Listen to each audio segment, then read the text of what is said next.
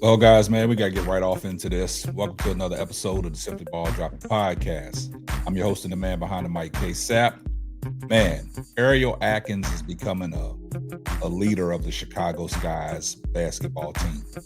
Ariel Atkins, over these last couple of games, Ariel Atkins has stepped up. She's been aggressive, and she is actually Chicago Sky's best player right now because she's doing things that I knew she was capable of doing, being a WNBA champion, playing with the Washington Mystics.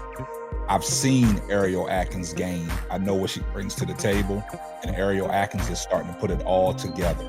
Ariel Atkins is making a big difference for the Chicago Sky, and we know what Ariel Atkins brings to the table, man. She's a fierce competitor. She brings it on both ends of the court, defensively and offensively.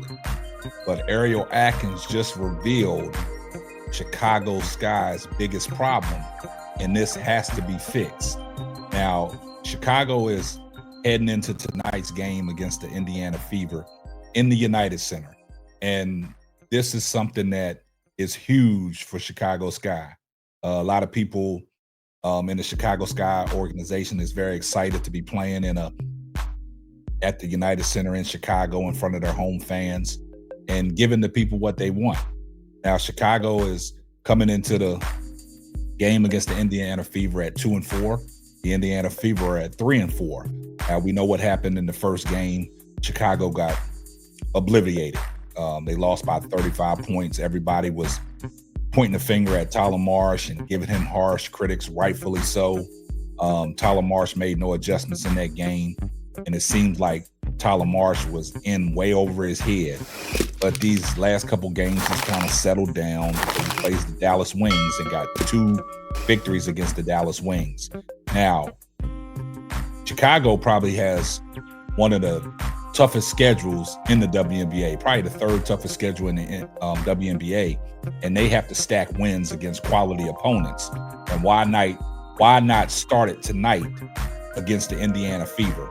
Now, you know the Indiana Fever without Caitlin Clark. I don't know the status on Sophie Cunningham. I don't think the head coach, Stephanie White, is going to be there. But it has nothing to do with the Indiana Fever. This has everything to do with the Chicago Sky. Now, Ariel Atkins, today in shoot-around, she took time to talk about the Chicago Sky's biggest issues and what needs to be addressed. Because like I said, when you have 2 people that individually know how to play defense and shut their man down, in the likes of Ariel Atkins and Angel Reese, everybody else has to be on a string, and it has to be communication, and it has to be a collective effort on defense, because Chicago Sky are giving up the most points in the WNBA. So let's take a listen to what Ariel Atkins said and what she addressed during her interview in today's shoot-around leading up to today's game against the Indiana Fever. Let's take a listen. Yeah, I know I've scored more in the last 2 games, but I think overall you can see all of us are feeling more comfortable about the way they're playing together. When you guys traded like you did, do you feel an extra pressure to perform to kind of go like why they traded for you? Yeah, I think I did a little bit in the beginning, but you also got to understand that at the end of the day, if somebody wants you and somebody believes in you, you just got to go out and do your thing. They traded for you for a reason. Yeah. How do you kind of think the Knicks, you have a lot of young players and you have a lot of veterans. How do you kind of try to find your voice in that locker room? I mean, we just do. I think that's something that you're kind of seeing with our chemistry. We've all been balancing it really well. Obviously, Sue's been in the league the longest, but more than anything, her voice is just strong because she is who she is day in and day out.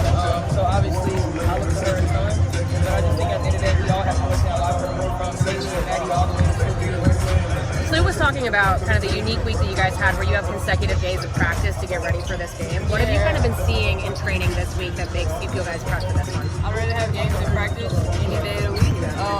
But I think just us in our communication, I've kind of noticed that over the weekend it's gotten more consistent and we're starting to hear each other better, if you ask me. Ariel, I'm not sure if you were asked this already, but how proud are you and how much are you kind of hope to soak in this moment? Playing in this building, what might mean for the progress of the league? Yeah, I think it's huge. Just kind of get in this building. As a junkie, basketball junkie myself, it's a great moment. Obviously, playing basketball,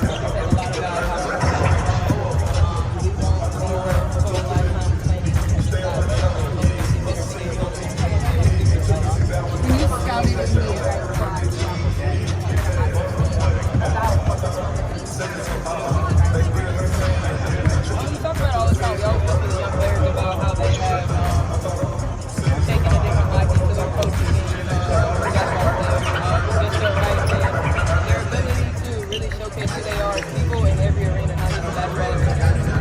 So we talked about a little bit. Some of it is jokes, but all of it is we're so happy for the game to continue.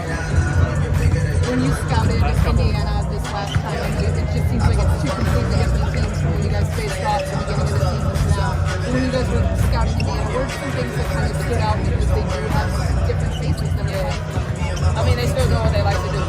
Their go-to right now, I mean, Aaliyah is shooting, I think, 85% from the field, which is absolutely insane. So we got to try to make her life hard tonight. But as much as it is a different team for them, they're still doing the things that they like to do. And obviously they have their go-to players. Obviously Caitlin being out is different for them. But they brought in Aries, who's also somebody who loves to push the ball on the floor. So as different as they are, they still get to the things that they like to get to.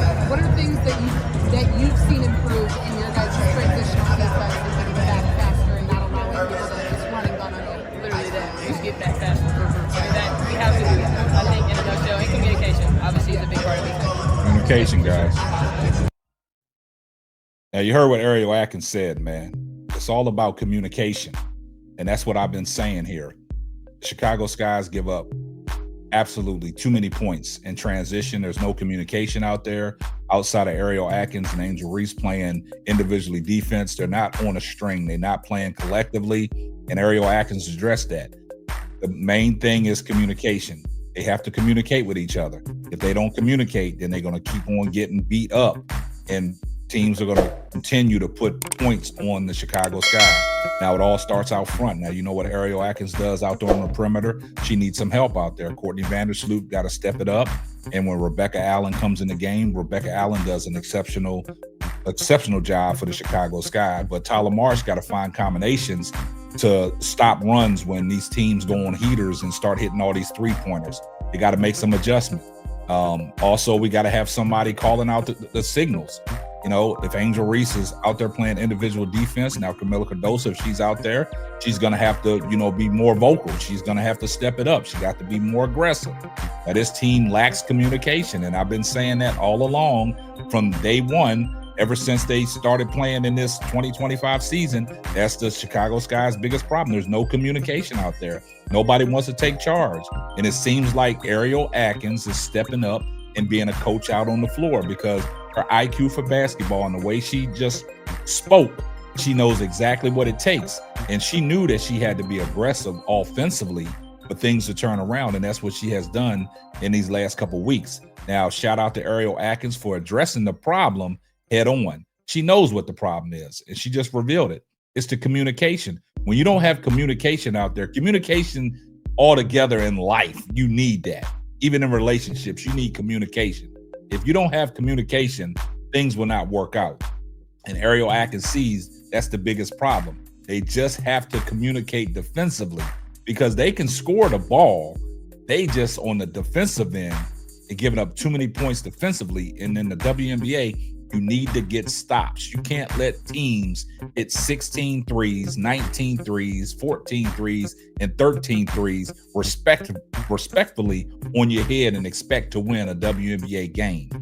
Now, going into tonight's game, I want to see if this bodes over. I want to see what Ariel Atkins said. I want to see if that resonates to the team and they get out there and get it done. It comes a time where these players have to start taking accountability and don't depend on the coach because you know your skill set. You just got to go out there and do it.